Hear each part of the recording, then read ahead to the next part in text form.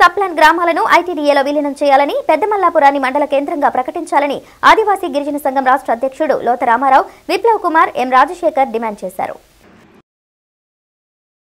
వరకు అనేక ధర్నాలు, ఊరేగింపులు, పాదయాత్రలు, గెరావులు అనేక రకాలైన కార్యక్రమాలు ఆ ప్రాంత గిరిజనులు చేశారు.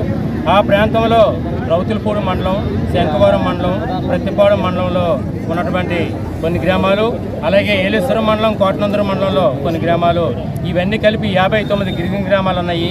59 గిరిజన గ్రామాలు గిరిజనులుగా గుర్తించండి అని చెప్పి ఉద్యమాలు జరిగాయి. కానీ ఇప్పుడు గిరిజనులందరం కలిపి పెదమల్లాపురం కేంద్రంగా ఒక మండలాన్ని ఏర్పాటు చేయాలని అనేక సంవత్సరాలకు ఉద్యమాలు చేస్తుంటే రాజకీయంగా రౌతులపూడి మండలం ఏర్పాటు చేశారు, కానీ గిరిజన మండలం అనేది ఏర్పాటు చేయలేదు.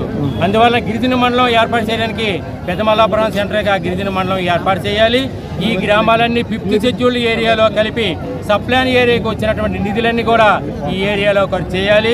అదేవిధంగా ఐటీడీఏ ప్రాజెక్ట్ ఆఫీసు ఇక్కడ శంఖవరంలో గతంలో ఉండేది, ఇప్పుడు పెదమల్లాపురంలో ఐటీడీఏ ఉప ప్రణాళిక చేస్తూ ఉన్నారు. ఏదైతే పెదమల్లాపురం మండల కేంద్రంగా ఏర్పాటు చేయాలని ఎన్నో ఏళ్ల నుంచి ఉన్నటువంటి కోరికని అమలు చేయాలని చెప్పి మేము ఈరోజు ఈ కలెక్టర్ ఆఫీస్కి రావడం జరిగింది. ఏదైతే పెదమల్లాపురం కేంద్రంగా ఉన్నటువంటి 59 గిరిజన గ్రామాలు 5th షెడ్యూల్లో లేక ఆ ప్రాంతంలో ఉన్నటువంటి ఆదివాసులు ఇప్పటికే భూమి మీద, రిజర్వేషన్ మీద, అలాగే చదువు మీద, ఉపాధి మీద ఇప్పటికే మేమంతా కూడా దోపిడీకి గురైన ఉన్నాము. కనుక ఏదైతే ఎన్నికల్లో ఉప ముఖ్యమంత్రి గారు ఎన్నికల ముందు ఇచ్చినటువంటి హామీని తక్షణమే అమలు చేసి పెదమల్లాపురం మండల కేంద్రం చేయాలని మేము డిమాండ్ చేస్తూ ఉన్నాం. పెదమల్లాపురం మండల కేంద్రం అనేది ఈ రోజు కోరిక కాదు, 40 ఏళ్ల నుంచి ఆ ప్రాంతంలో ఆదివాసులందరూ కూడా అడుగుతూ ఉన్నారు. ప్రతి ఎన్నికల్లో కూడా రాజకీయ నాయకులు మీ కేంద్రం పెదమల్లాపురాన్ని మండల కేంద్రం చేస్తామని చెప్తా ఉన్నారు. ఆదివాసుల ఓట్లు దండుకుంటా ఉన్నారు తప్పితే ఏ ఒక్క నాయకుడు కూడా పెదమల్లాపురం మండల కేంద్రం చేయడానికి మాత్రం ముందుకు రావటం లేదు.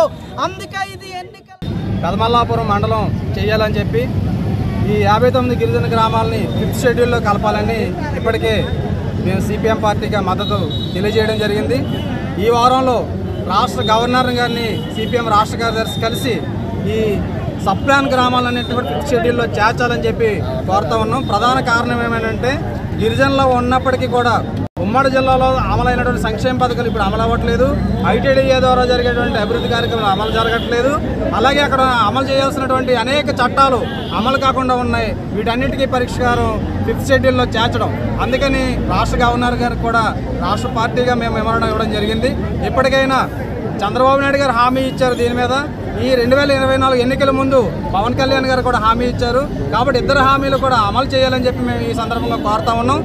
ఏదైతే ఎన్నికల హామీలుగా ఉన్నాయో వాటిని అమలు చేసి పెదమల్లాపురం మండలాన్ని ఎన్నో ఏళ్ల నుంచి ఉన్నటువంటి కోరికని అమలు చేయాలని చెప్పి మేము ఈరోజు ఈ కలెక్టర్ ఆఫీస్కి రావడం జరిగింది.